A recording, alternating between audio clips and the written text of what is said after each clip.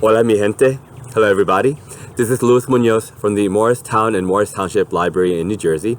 And today's book talk is featuring the author Luis Alberto Urrea. If you're not already familiar with this author, he has written some 20 books over the last 20 years or so, fiction, nonfiction, and poetry. His book, The Devil's Highway, became a finalist for the Pulitzer Prize for Nonfiction back in 2005, and his many works of fiction have been chosen by some 100 cities and colleges across the nation for their community reads. In addition, he's also won many awards. Urrea was born in Tijuana, Mexico. His father was Mexican and his mother was Irish American, and so his life and his work straddle the U.S. and Mexican border and the U.S. and Mexican experience. The three books for today's book talk are Queen of America, Into the Beautiful North, and The House of Broken Angels. So, Queen of America is our first book. It's from 2011. It's actually a sequel to the book The Hummingbird's Daughter, but you don't have to have read that book to read this one. And both books are about a young woman, her name was Teresa Urrea, who was a real-life person, the author's great-aunt. And she lived at the turn of the last century.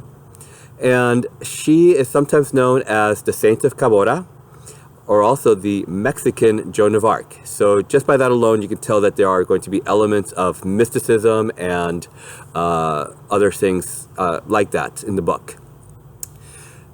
Teresita, as she's also known, we meet her in 1892 Arizona, and she's being pursued and besieged by two sets of people. So I call them the saints and sinners of the story.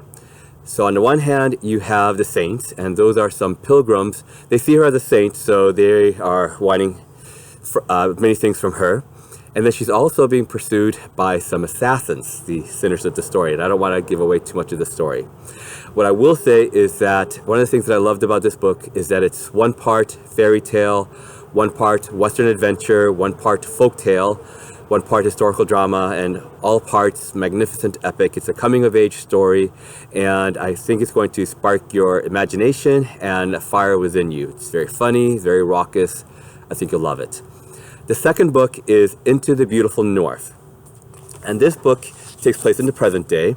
It follows the life of 19-year-old Nayeli, and she is a young woman living in Sinaloa, Mexico, and her father left for the United States some years back to find work, and she realizes one day that it's not just her father who's missing from the village, but many of the men are gone.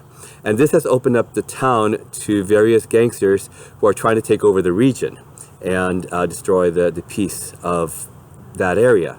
So one day, Nayeli is watching The Magnificent Seven, and she gets this brainstorm.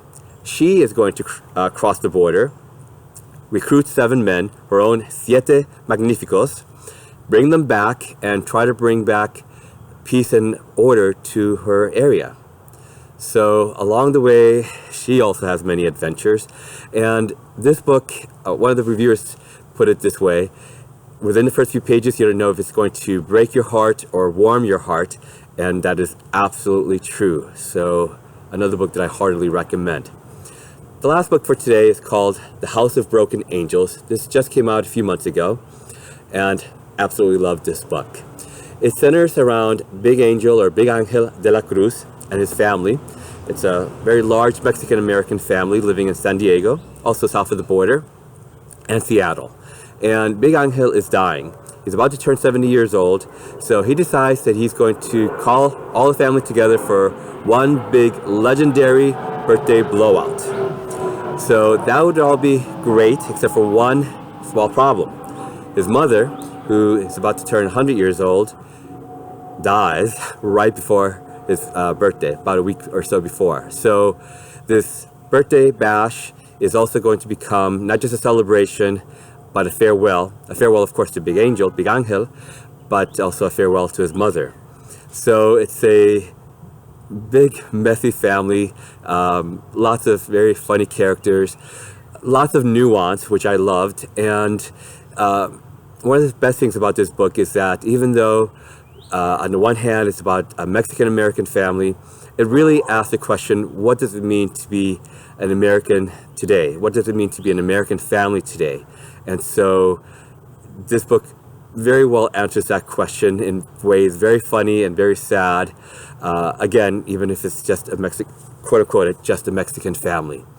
So I hope you'll join me for all three of these books. They're all available on the Cloud Library. More information about that below. Y hasta la próxima vez. Until the very next time we meet, take care, please.